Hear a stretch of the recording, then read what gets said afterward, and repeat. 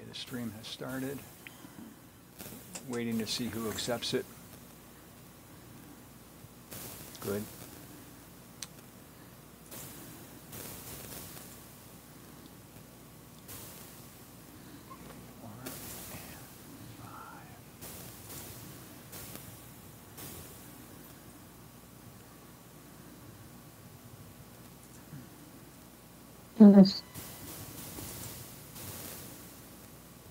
Okay, Twitch has accepted the stream.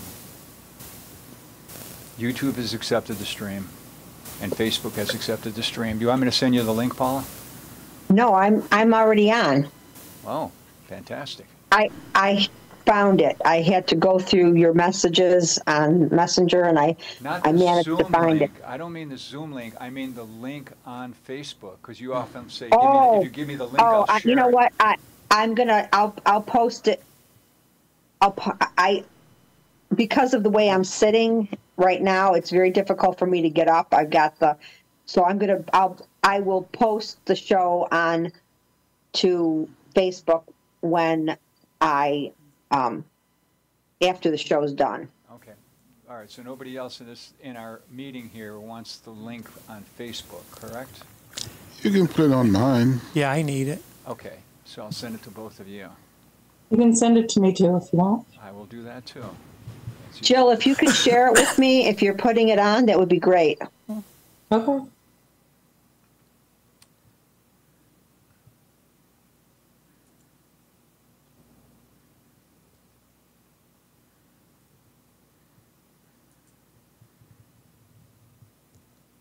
You used to just tag me and it would be right on my page. Can you do that? It doesn't work for me. Who are you talking for to? For some reason. Richard. It's easier for me to send you the link. Okay. Just can't do anything with that here. So you don't need the link now? Or you do? I'll send it anyway. I'm just saying I'm a Luddite. I only use Facebook at the computer, generally speaking, and I don't have anything with Facebook with me, so I can't put it on my feed from here. But if you tagged me, it would be on my feed.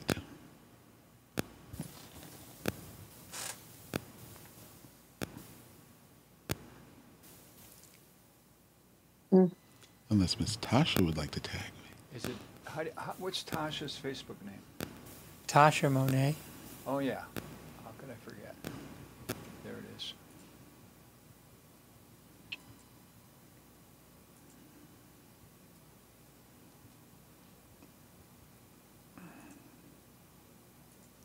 Well, I'm from the South, and I've seen your page, and it's Tosha Monet.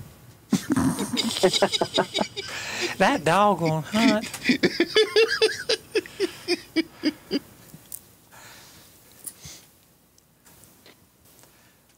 All right, all three of you now have the link. Awesome.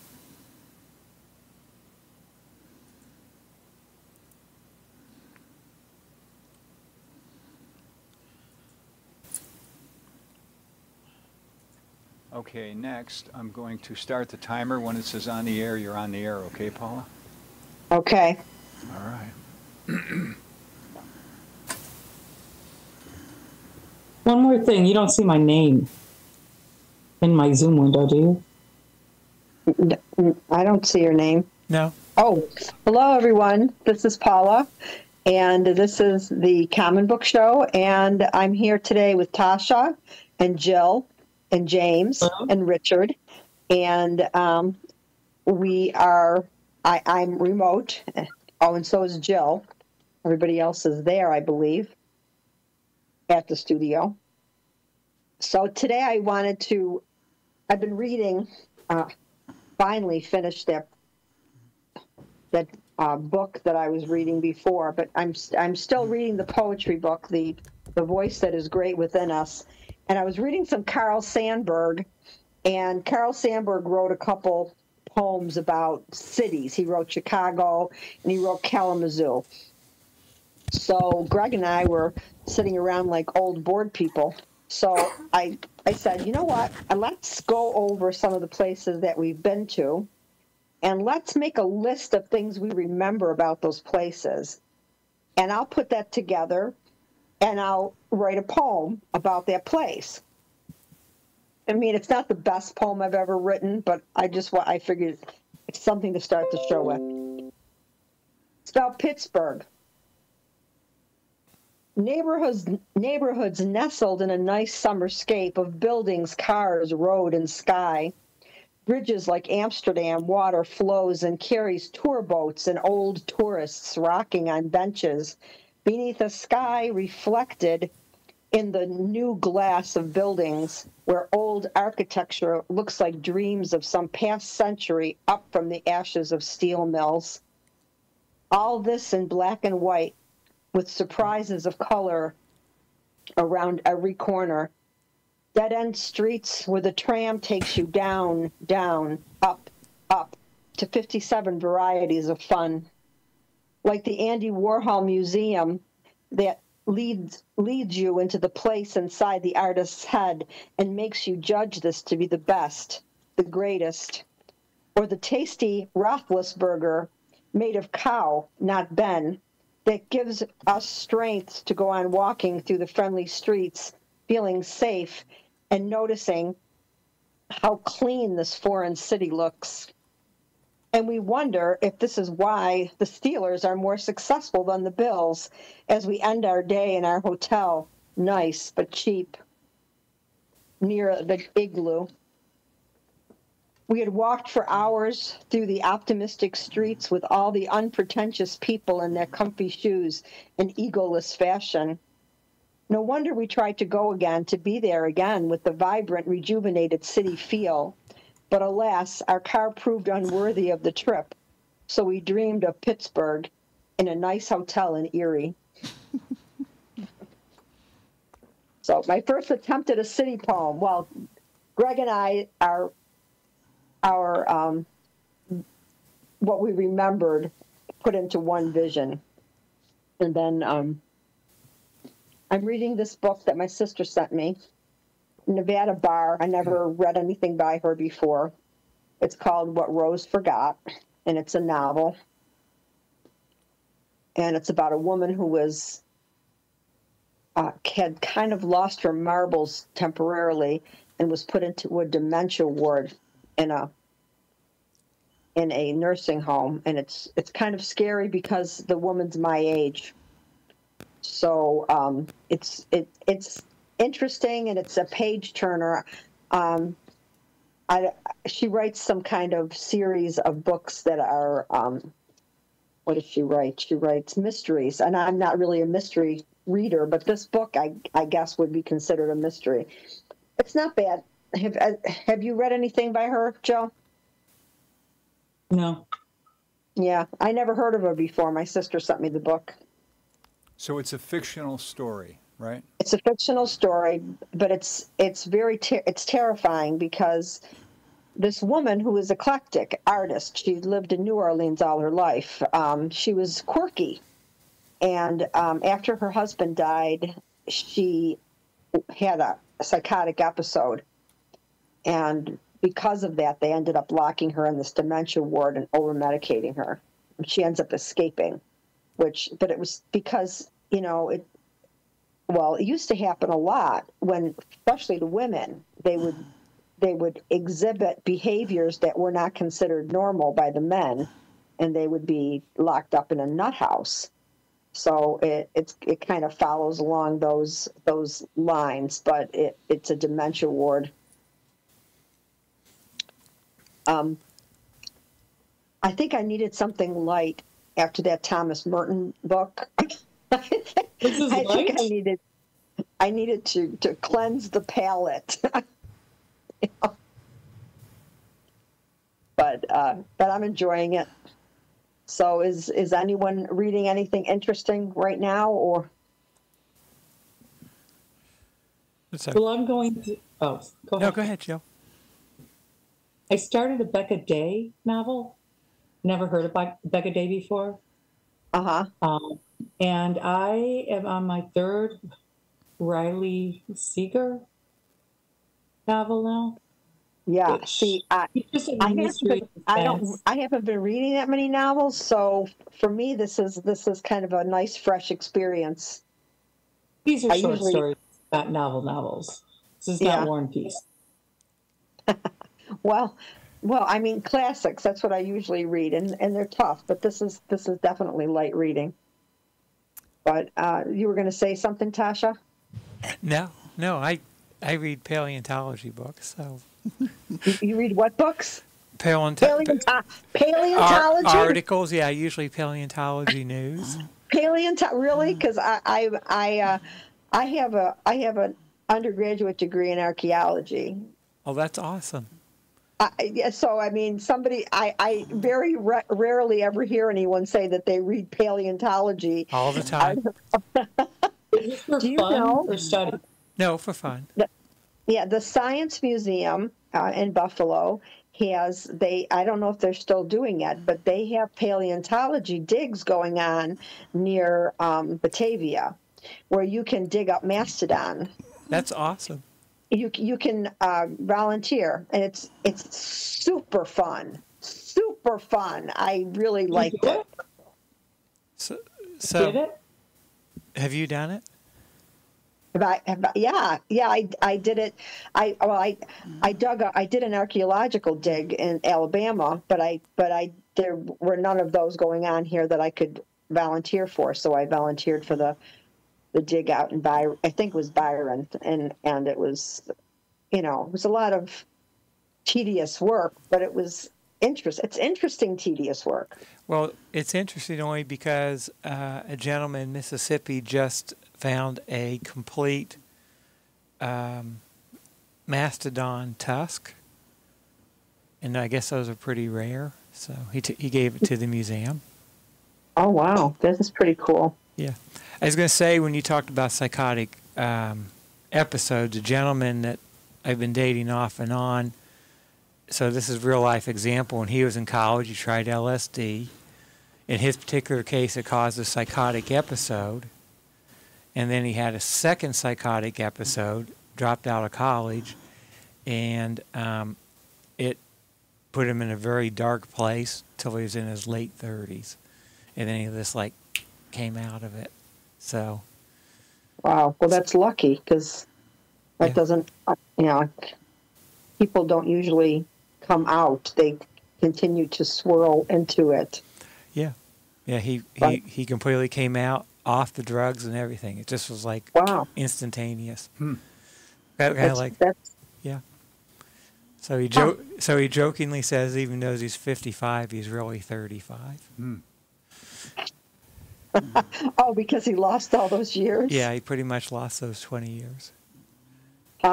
Interesting. Yeah. So, Richard, what do you have on your list this week? We've been joined by someone whose Facebook name is Charles Feroy. And how did Charles Roy get our Zoom link? Charles Feroy is a alter ego. Oh, yeah. I know. I thought you said Roy. I didn't hear the. Yeah. And Charles Feroy has said part of what happened with the reduction of psych wards was funding for mental health was cut by politicians a lot, especially in the 80s, leading to the rise of homelessness. Yes. Oh, yeah, absolutely. My daughter runs the program, which people don't know this even exists. She runs the program at the psych center. It's like a foster care for people with mental health disabilities. And people open up their house just like they do for foster children. Wow. And they take in people who are not dangerous, wow. To themselves or others, and they give them a room and they give them meals, and then they're compensated for keeping them, which is, I think that's a great idea for people who have lots of patience. And didn't you just describe a group home? Isn't that what a group home is? No, it's not a group home. It's like if you and Bill had an extra room and you decided, okay, we're going to have a person with a mental health disability living with us. You get compensated just like you would for a foster child. And they live with you. It's not a group. Group homes are different. That's where Greg's brother is in a group home. It's assisted living group home for mental health. But these places are private homes where they live in the house with the people, and they're like their family, which I think is great. And I didn't know this existed until my daughter started managing this program. And in the beginning, we started putting up flyers all over the place because I thought people need to know about this because, maybe there are people out there who have a big heart and B, need some extra money, so anyway, that is an option. There's not enough houses to go around, unfortunately. Have you considered doing it? Not me, no. I don't even want a cat anymore, Jill. Yeah. I'm out of my nurturing phase, girlfriend. I got enough going on. So you're not going to adopt me either, Paula? I don't know. I have to think about that. I like what you're saying, Paula. In other words, you're saying my life is full as it is. If I add more, it's going to cause stress. Right, and it's actually well, how my life is. I've got Greg's mother, who I'm her main caregiver, even though she's in the assisted living, and I've got my grandkids that I watch a couple times a week, and Greg, and then life. When do you do life? Mm-hmm. Mm-hmm. I just don't have time for anything else. Mm. Yeah, you're right. I'm learning, Richard. You've known me many, many years, and I'm learning how to scale back. So in the past, you've taken on too much. Yeah, I've always taken on too much, and okay. Let's talk about this for a second. I've been laid up for a month with this shoulder. I have stress-related illnesses that I deal with on a regular basis. Hmm. I have GERD, I have fibromyalgia, and I have irritable bowel syndrome. All three of them, because I'm not doing anything, have gone away. Hmm. So there's a point here where I'm learning, gosh, maybe I should do a little more resting. So stress levels down, and all of my stress-related illnesses are gone. I don't know if they're going to come back when I start my regular life again, but we'll see. So now, Richard. Yeah, okay. So I have been following what's going on in the art world. Okay. And I am just fascinated by it, because this week there were 3 big things in the news, all related to the art world. Now, I don't know if you know this. Is he snoring? Breathing is more like it. Oh, sorry. No problem. No. Are you wearing that hat so you can sleep? I'm wearing the hat so I'm not getting the CIA treatment from your light. See, the reason I'm asking is James was here during another podcast as a guest. I was studio audience. Guest. I was just sitting there, and they said, "Stay in here." And he fell asleep while watching the podcast, which is why I didn't want to stay in there. He doesn't get his proper rest, do you, James? That's what I was thinking. Maybe he's so overworked that he doesn't get enough sleep, and his body's telling him, "Take a nap, take a nap." So he wears that hat so he can doze off. As a matter of fact, I didn't tell your podcast friends that I had only had 3 hours sleep the night before. Oh, that could be while you were moving, sort of like. Yeah. So, just so you know, the way I see the art world, it's divided into 2 camps. There's what is known as the cool art camp, which is art that relaxes you. It's scenery, it's beautiful things, it distracts you, right? But then there's what is known as the hot art camp, which is art that disturbs you, that makes you think, that draws you into the stress of the world. Okay. Yeah. And so here we had an art opening in Italy with a famous artist, and it was a very cool event, and everybody was drinking wine, and they were socializing, and they were looking at this new piece of art that, what? That's the wrong one. Oh, God. Anyway, so they were looking at this new piece of work, and then somebody walked into the art opening with a sledgehammer, and they smashed his sculpture to pieces. Was that the box thing that you sent me a picture of? Yeah, it basically looks like almost like if you were to make a box out of Tinker Toys. Tubes, like, yeah, tubular. Except yeah. it was made out of porcelain. So Okay. when you hit porcelain with a sledgehammer, you break it. All right, so it got all broken up. People at the art opening, they jumped the person, subdued him, police came and took him away. Interesting backstory, right? The person who made that box is the famous artist Ai Weiwei from China, who was told by the Chinese government after he did one of his provocative art pieces where he took a 2,000-year-old vase and videotaped himself smashing it and then sending the message, well, you know, Chairman Mao tells us we must destroy the old if we are to usher in the new. Chinese government didn't like that. So they said, look, we know you're very famous, and we know that a lot of people like you. We're going to give you two choices. Leave the country forever or stay here and go to prison. So he left. And now That's not much of a choice. And now he's a globe-trotting artist, all right? Yeah. So this is an Ai Weiwei exhibition. Ai Weiwei is showing one of his pieces. The person who smashed it is another artist. So what's happening to Ai Weiwei's work is what he did to the 2,000-year-old vase. That destruction is an art of creation. Interesting, isn't it? Well, you certainly create a mess. I destroyed it, and that is what makes me mighty. So, Did the artist with the sledgehammer ever give a reason why he? the Italian police are not letting the prisoner make a statement. Isn't that interesting? Not only are the Italian police not letting him make a statement, you know what the museum did?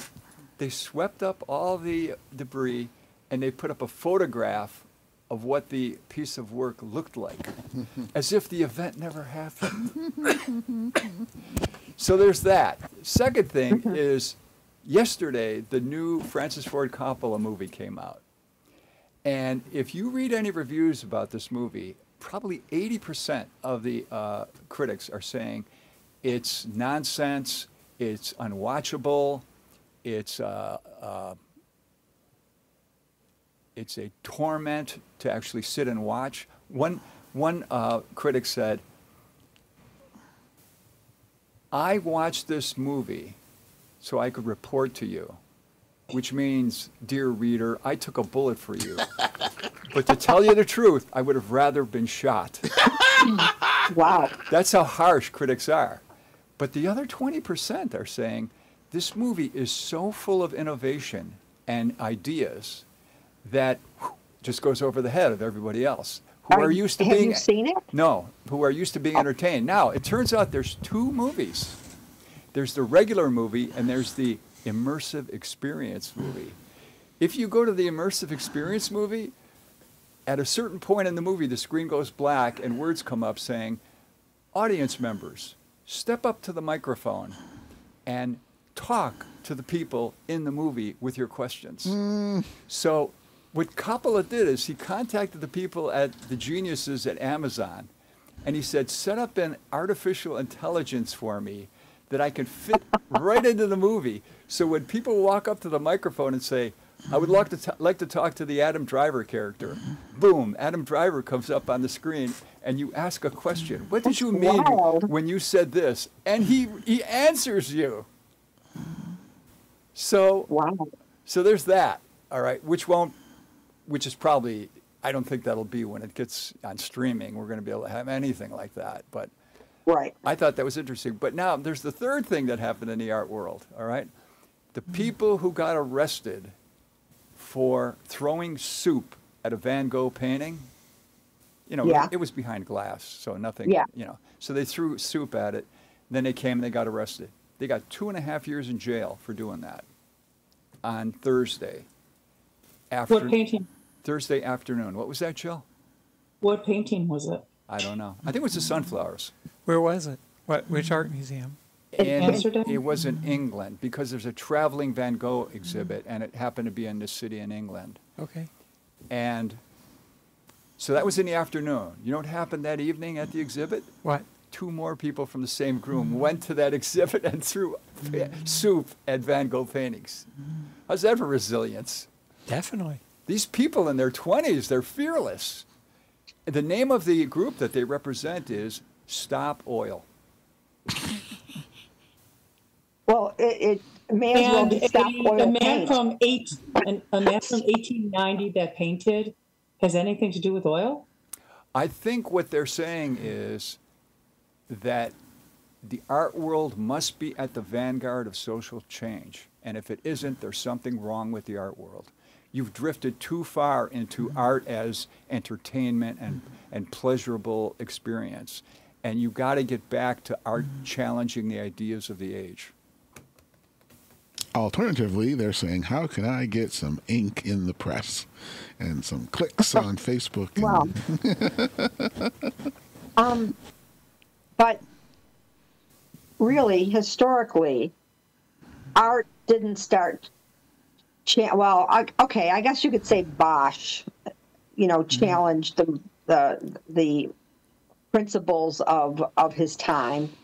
But I mean, really, art, and maybe in the 20th century, became a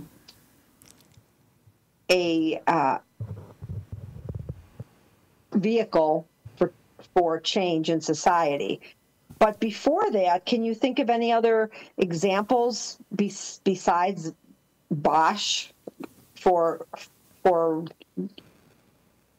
social change? It would well, because then you had patrons before the 20th century. Right, exactly. And your patrons wouldn't pay for the work. So probably not very much because it's mostly royal families. Yeah, well, for example, take Caravaggio, all right? He was supported by the Catholic Church, and they would say, paint a picture of the Virgin Mary for us, for this convent, which he did, except he got a pregnant prostitute to play the part of the Virgin Mary. Well, the Catholic Church said, thank you, but no thank you. You can keep the painting. Things like that. So, I mean, it wasn't really a way of... Richard. Yeah. I'm listening to this woman on Libby. I read an article that she wrote in of all places, Reader's Digest, and I was interested in her style of writing, so I looked her up. Anne Lamott, okay, and Anne Lamott talked in her one essay about the idea of the Immaculate Conception. And she said that she was told by a religious scholar that it didn't have anything to do with Mary being a virgin. That's correct. The Immaculate Conception is that Mary was born without original sin. Yes. Well, look at you knowing that. It's the first time I was really taken aback by that Mary was born without original sin. And it had nothing to do with her being a virgin. Although the way the story is told, the angel came down, blah, blah, blah. But I really was I was taken aback by that, because as Catholics it's always been the Virgin Mary, and that was what I associated with being, the Immaculate Conception. So what the heck? Have you, Richard, I mean, you were in the seminary. Were you familiar with this concept? It never came up in discussions that I had. Never came up. Father Richard? How, he was saved. Now he's just Richard the monk. But yeah, so this whole idea that Mary, it took me a while to wrap my head around that when I heard her mention it, because she's one of these people who's kind of like the best of all religions. She believes a little bit here, a little bit of this, a little bit of that. Yep. But she's a very interesting writer. She's had a lot of personal problems, and so she uses those things to talk about the human condition. But yeah, so I mean, as far as the art world goes, we didn't have that privilege of using art as rebellion until artists weren't being paid by these patrons. Dadaism, that basically started at surrealism, Dadaism. I couldn't get rid of my art books, Richard. I went through all my books last week, and I got rid of a lot. But when I looked at the books and I realized how the way they're printed, the plates are really well done. They're not like fuzzy like they are in modern art books. They're older. So I kept them. I said, I might use them for poetry or something, start writing poems based on paintings, because I just didn't have the heart to get rid of them. But yeah. So did you have another story about the art world? Those are the three. Those are the three? Yeah. Yeah, how do you feel about art as political agenda? I'm all in favor of it. So I'm in favor of what the people did with the soup. I think that was a good thing, and I'm in favor of the guy who smashed the porcelain thing. I'm in favor of that. I'm in favor of Francis Coppola trying to take cinema to the next level. Like, I think experimentation is a great thing, and it moves the situation forward. So, with things like that, it's probably meant to be seen in that immersive experience. I know, like, when Greg and I went to see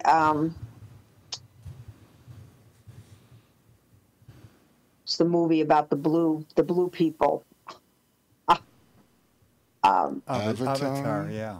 Avatar. Yeah. When we went to see Avatar, we went to see it in 3D at the IMAX, and the experience of that. As a movie, it was nothing special, but the experience of being in that jungle with those blue people in 3D was remarkable.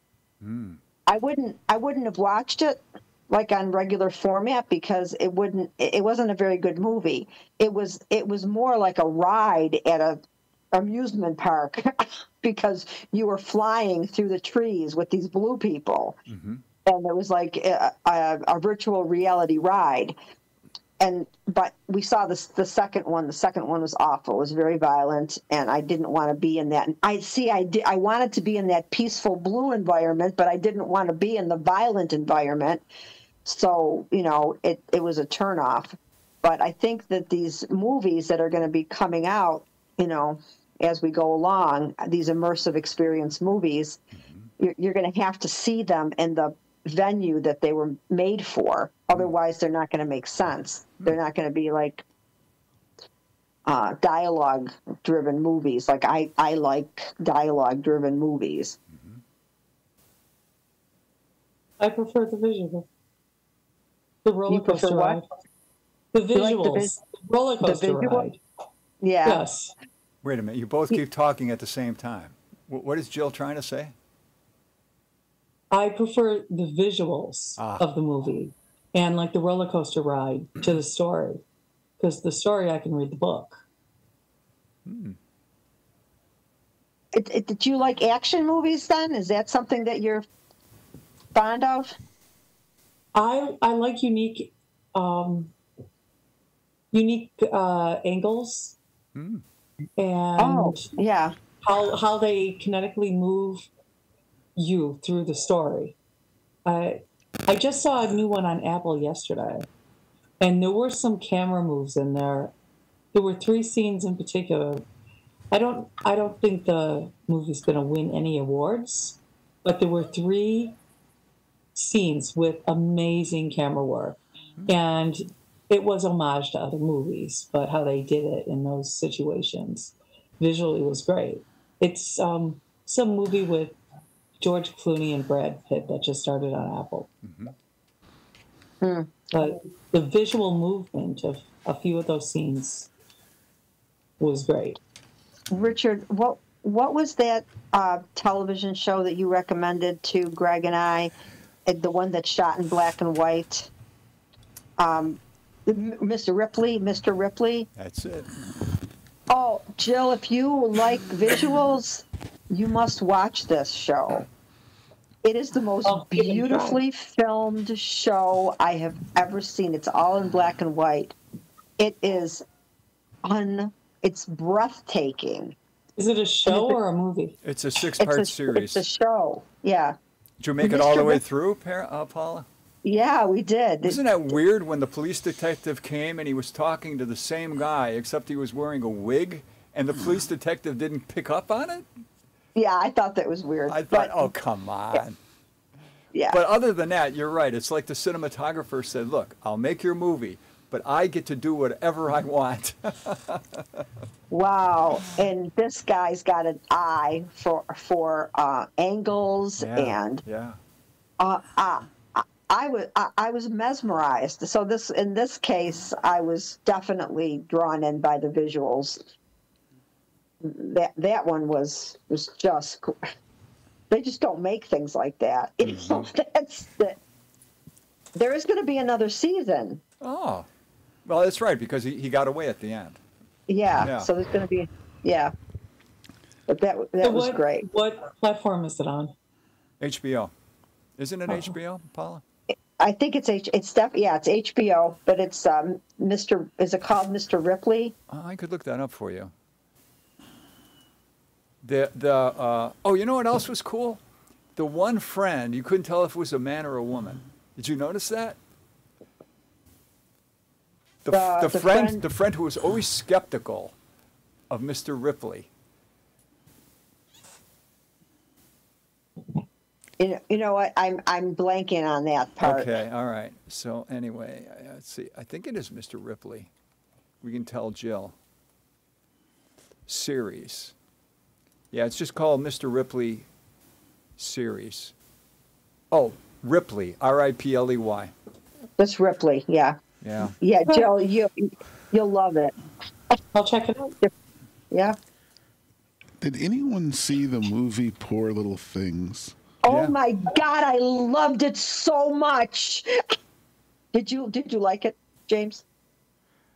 I found Poor Things. I don't think it was Poor Little Things. It was Poor Things. Okay. You might be talking about 2 different movies. No, we're it's the talking same about thing. the same movie. It's sort of like a reimagining of the Frankenstein story. Correct. That's another one, Jill, you have to see if you have it. I'm making a list. You know what, James? I can imagine that you found it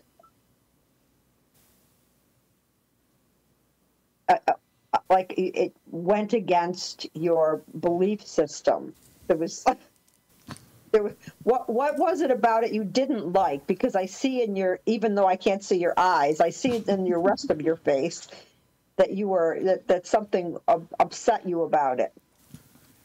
I thought that it misused a really good premise because there's so much you can do with this concept that Emma Stone's character is the daughter of the woman whose body she's in. And Yeah. I believe they totally wasted Oh, that whole thing. I don't agree with you. I thought that they did a fabulous job of showing that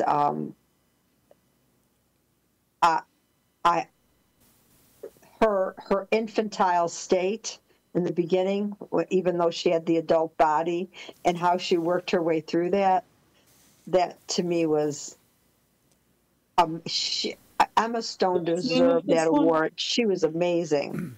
I agree. Emma Stone definitely deserved an award for that movie. I'm just saying that to me, it could have been better than it was because there's at least this whole thing around coming to find out that there's a whole bunch of people who think they know you because they knew your mother. And literally when they see you, they are seeing your mother, but you're in her body.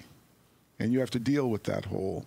But she didn't know that, and the well, thing she finds out later, oh, and she it's does just. find out.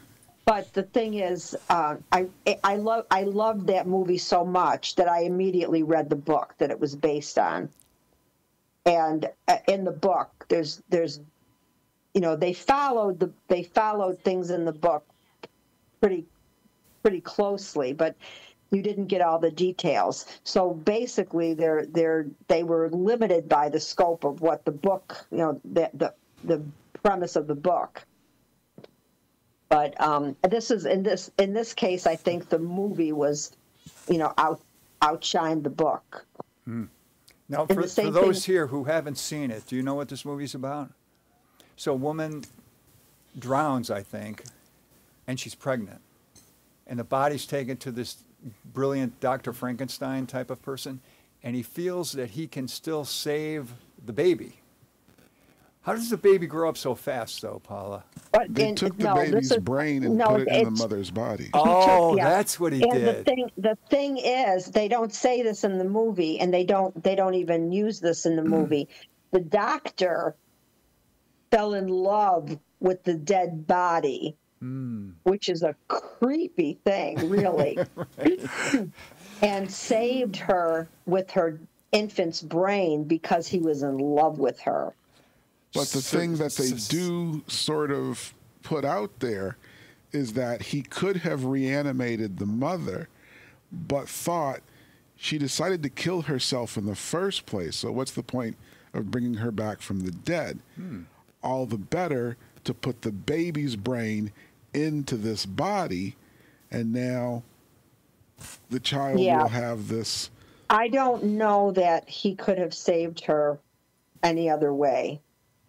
So that's why he killed the baby and put the baby's brain. I mean, honestly, the movie he didn't kill the baby because the baby was alive inside the mother's body. I mean, the movie actually makes the point of saying that he could have saved her, but said she killed herself. So if I save her, bring her back to life, she's still going to have whatever depressing whatever that made her do this. So there's no point in bringing her back to life as herself. It makes more sense to. I don't think that. I mean, what the contrast so with the book. He saved the body. He saved the body. Yeah. So now you have this woman in her 20s with the brain of a baby, and your mentor is this doctor who believes like, oh no, let her do whatever she wants. She'll learn all the rules on her own. Don't worry about it. But she progresses quickly because because she is because the brain is in an adult body, and there's certain sense memory and so forth that is transferred from the body to the brain. So at least they make that kind of they make that point in the book, at least. But it is visually stunning. Again, Jill, you will love this.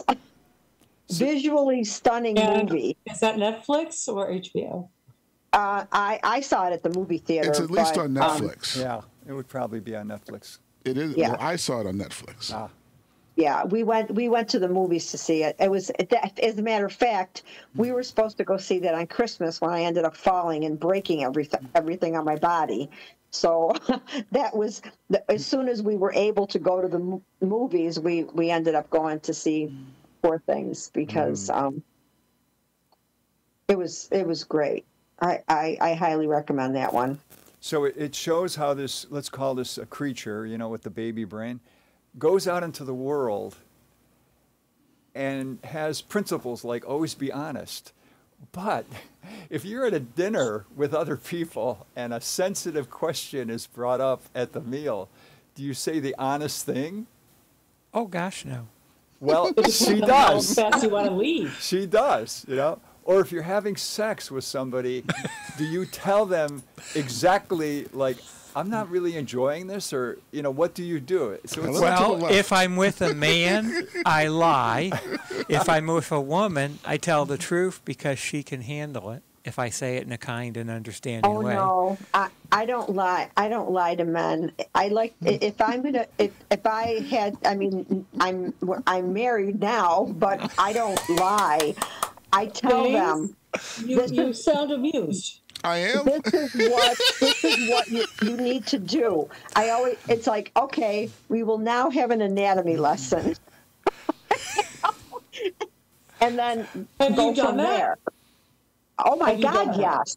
I as a matter of fact, I did that with Neil, and Neil thought there was something wrong with me because no woman had ever told him that before. And then when we broke up, about 6 months later, he called me and he said, "Oh my God, you were right." And then I thought to myself, "Oh no, I created a monster." But a happy monster and more happy women. Not only is he charming and women will fall for him, but now he's going to be a. I almost felt bad that I told him. You're supposed to keep the secret. Yeah, I don't really. How can they really pass the test if they already know the answer? Very well, I'm older, so most of the men that I dated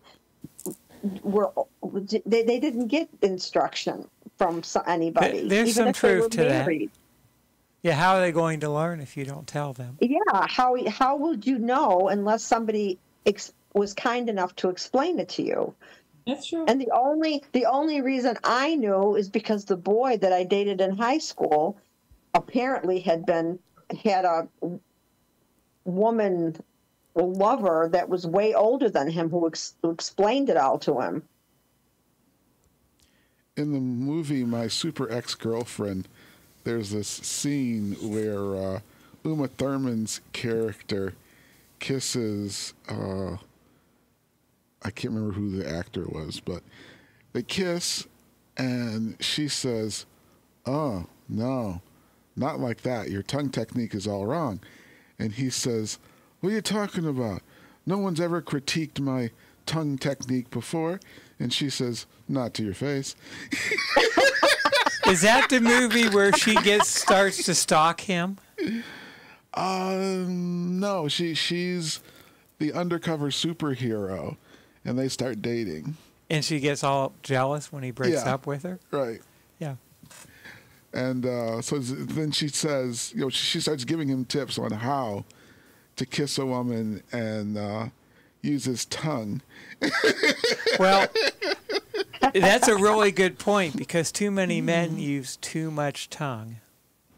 And I will tell them that. It's like, calm down, put it back in your mouth. We're not a Japanese porn video. We really got onto an interesting subject now. I've actually heard lots of women say, "Oh, he was trying to stick his tongue down my throat." I'm like, It "What?" feels that way. It's just like, let's be soft. Let's use a lot of lip.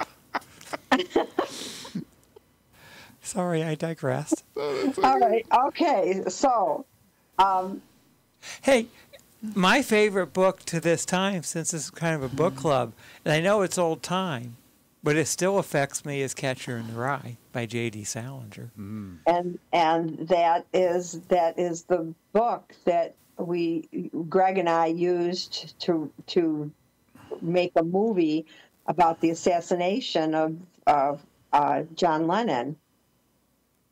We used it. We didn't have the rights to it, so we can't ever make any money off of it. But it was a great book to use because there were a lot of cool scenes. Yes. Hey, Paula, What's going I on? just came up with a sequel. Oh Can Matt smoke on the porch, or is it too? no, he can smoke on the porch. They won't fuck things up. There's an ashtray over here if you want to. Oh, yeah, I see it. Sometimes. We have company on the porch, so.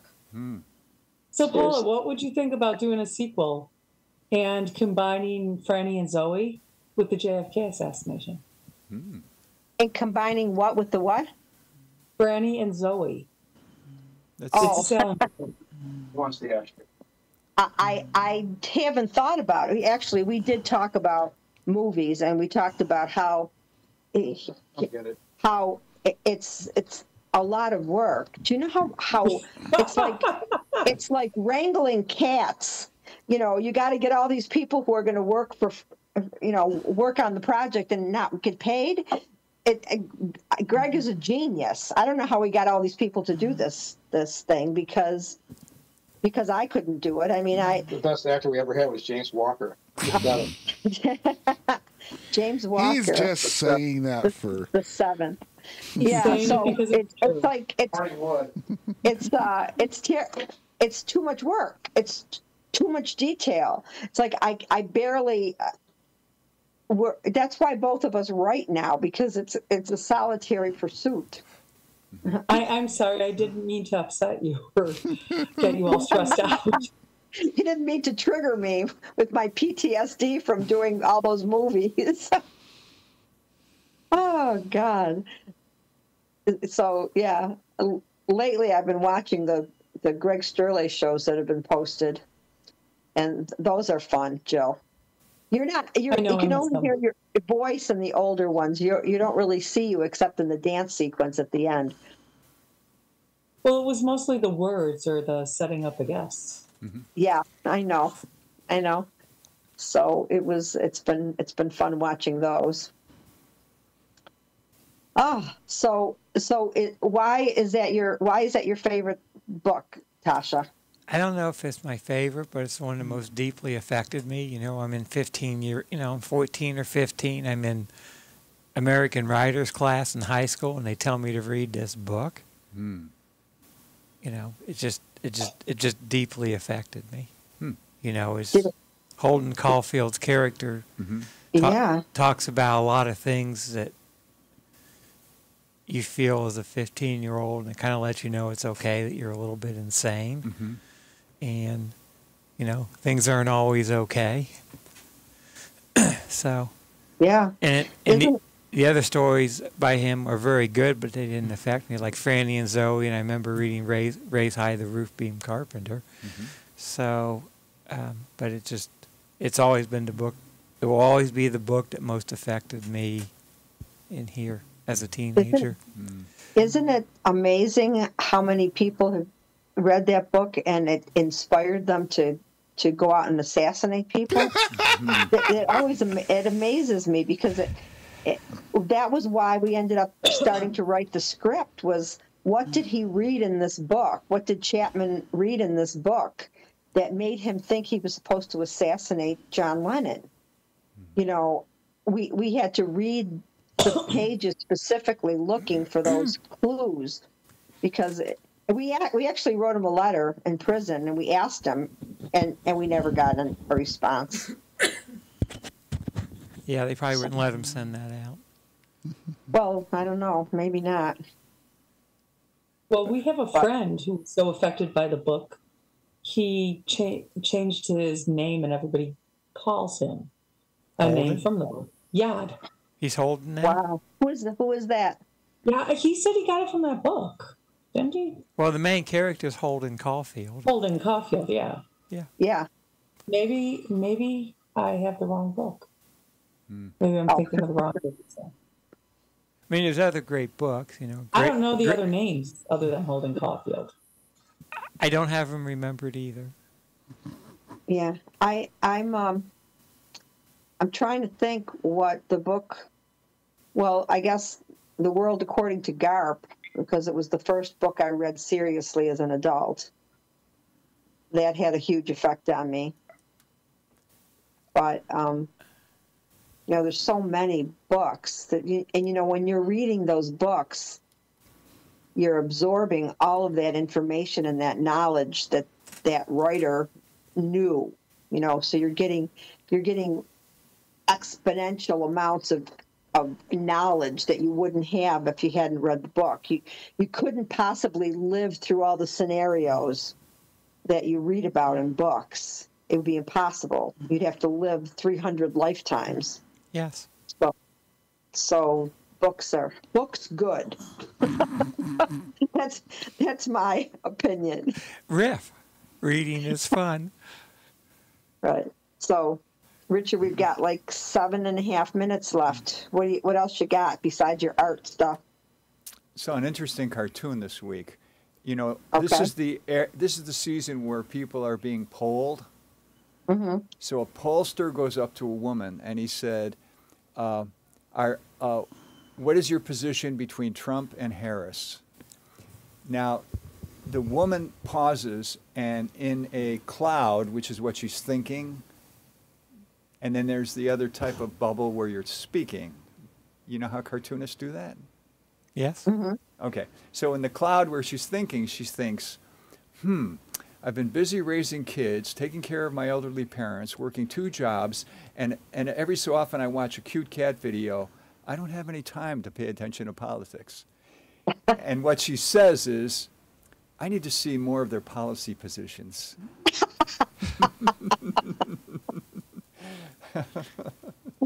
And what was so beautiful about that cartoon is I see that in my life experiences. I will try to talk to somebody about something that's in the public discourse, and I look at their face and I see they don't have a clue. And so they give me like a softball answer, like, I have to think about that. Or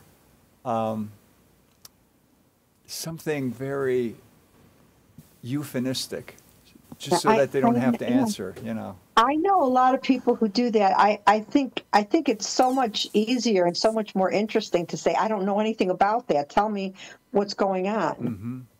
Mm-hmm. And then, I don't know why people don't want to appear to not know stuff, but you can't know everything. So why is it embarrassing to say, I don't know anything about that? Can you tell me what's going on?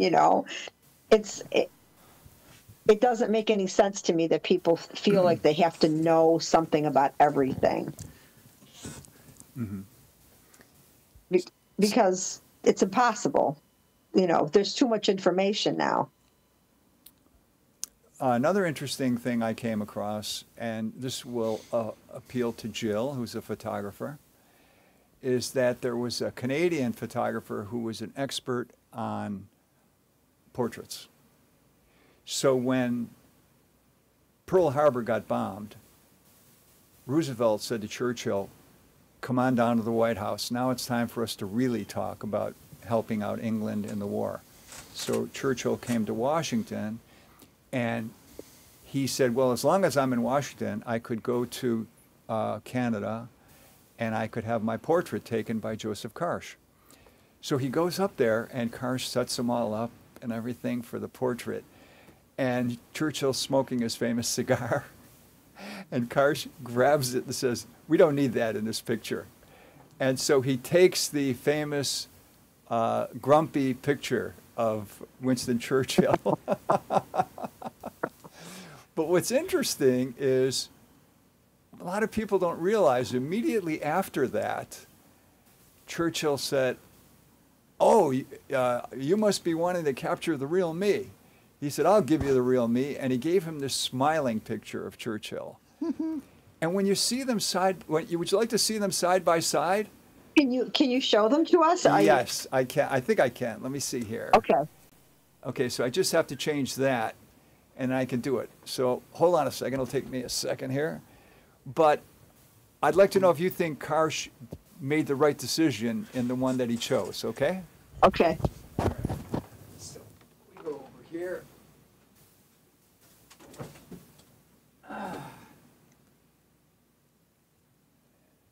In the meantime, Jill, you have to watch Poor Things tonight. I have it written down. I'll check it out. I'll check it out. You're gonna love. I think you're gonna love it. And when you do watch it, give me, text me or something and let me know. So Poor Things or Ripley's? Poor Things. Okay. It's visually exciting. Now, what's cool about this is,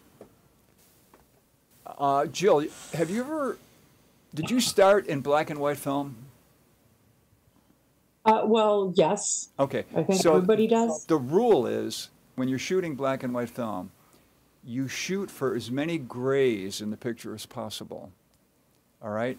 Then when you go in the darkroom, then you use your darkroom skills to make the white and the black come out. So here is the photo of Churchill the way he wants the world to perceive him, all right, as this jovial person. Okay? Okay. Yep. All right. So this is the way Karsh, notice how the photo doesn't have like a lot of deep, rich blacks in it. All right. So The contrast is very flat. So yeah, that's a good way of putting it. It's very flat. So what Karsh went with is this one. I'll show you here. And look at how nice he tweaked it with the highlights on his face and everything. It's beautiful. It's hard for me. It's hard for me to see the images. I'll have to look at them on the when I rewatch the show because it's very small on my We screen. should have a show just on the zone system. On the what? Contrast. The zone system and contrast. Ansel Adams, what you were just talking about, the grayscale. I don't think anyone who's not a photographer would know what the zone system is, though. You'd have to We should. educate us first on the show, should. Jill. There was a famous black and white photographer who invented his own way of doing black and white photography. Yes. So even when color came out, Okay. he kept doing black and white. Nice. Saying to people, no one can do it the way I do it, you know? And he called his system the zone system. Very nice. So anyway, It has more to do with metering to the middle gray and finding the middle gray and adjusting, adding or subtracting, apertures to adjust. Mm-hmm. If you're focusing on something black, you can't do it at the same exposure as something really light. It's all answered. Well, I'm sorry. It looks like Yep. we're down to 22 seconds here. Mm-hmm. So I want to thank everybody for being here with me or there with me, whatever you are. And maybe next week I'll come down to the studio. But thank you. And this is the end of the Common Book Show. Ta-ta. all right. Have a good weekend. I will fade it to black, and then you want me to turn everything back on after we stop the stream, right? Yeah.